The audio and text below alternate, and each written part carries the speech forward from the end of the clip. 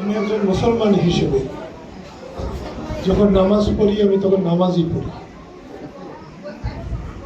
যখন আমি বক্তৃতা করি তখন বক্তৃতাই করি। আমি এক সময় দুই কাজ করি না। আর হালকাভাবে কোনো কাজ আমি করতে পারি না, শিখি না।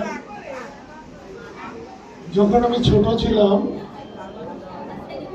তখন আমার কোনো বোধ শক্তি ছিল না, ভালো মন্দ কোনো জ্ঞান ছিল না, সত্য মিথ্যার পার্থক্য বুঝতাম না। তখন আমার কোনো জ্বলন ছিল না, কিন্তু আজকে আমার জ্বলন আছে। আজকে আমাকে দিয়ে একটা মিথ্যে কথা বলানোর চাইতে আমাকে মেরে ফেলা অনেক সহজ হবে। আমার অন্তরাত্মা যা বিশ্বাস না করে, স্বীকার না করে, আমাকে দিয়ে কেউ তা করাতে পারবে না। আমি সখীপুরকে ভালোবাসি, সখীপুর আমাকে কতটা ভালোবাসে এটা আমার জানার খুব একটা আগ্রহ নেই। আমি মুক্তিযুদ্ধ করেছিলাম পাকিস্তানি হানাদারদের বিরুদ্ধে, তাদের অত্যাচারের বিরুদ্ধে। পাকিস্তানি হানাদাররা যদি আমার দেশের বাড়ি ঘর না পুড়ত, ঘর দুয়ার না পুড়ত, আমার মা বোনদের সম্মান নষ্ট না করত, তাহলে পাকিস্তান হানাদারদের সাথে মুক্তিযুদ্ধে আমাদের জয়ী হওয়া খুব সহজ হতো না। কারণ আমাদের হাতে যে অস্ত্র ছিল তার চেয়ে 1000 গুণ শক্তিশালী অস্ত্র ছিল পাকিস্তানি হানাদারদের হাতে।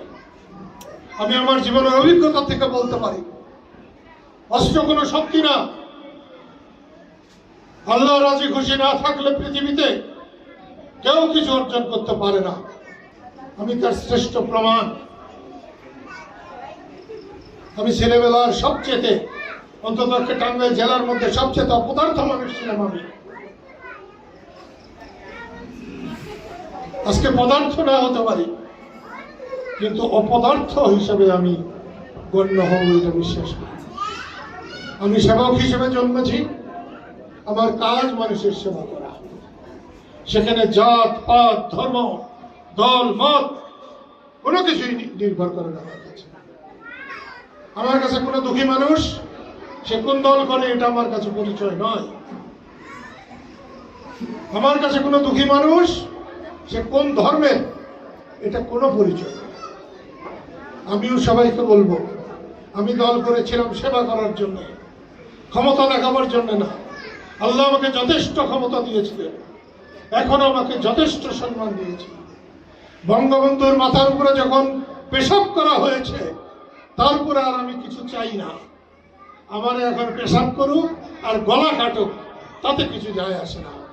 আমি আল্লাহর রসুলকে বিশ্বাস করে এতটা পথ চলেছি, আগামী দিনেও আমি তাই চলব। আমার কাছে কোনো শত্রু নাই। বাংলাদেশের প্রত্যেকটা মানুষ আমার বন্ধু, আমি তার কল্যাণ কামনা। আমার কাছে কোনো দল মতো নাই যে জামাতের লোকেরা বসে আছে, এটাও আমার কাছে কোনো দল না। তাদের সঙ্গে আমার বিরোধ। ৭১ সালে মুক্তিযুদ্ধে তারা যা করেছে সেটা অন্যায় ছিল, কাজগুলো অন্যায় হয়েছে। আজকের সন্তানেরা সেই কাজের সঙ্গে জড়িত ছিল না। বাংলাদেশে যাদের জন্ম, সে জামাত ইসলামের লোকের সন্তানই হোক আর আওয়ামী লীগের সন্তানই হোক, আমার কাছে কোনো পার্থক্য নাই।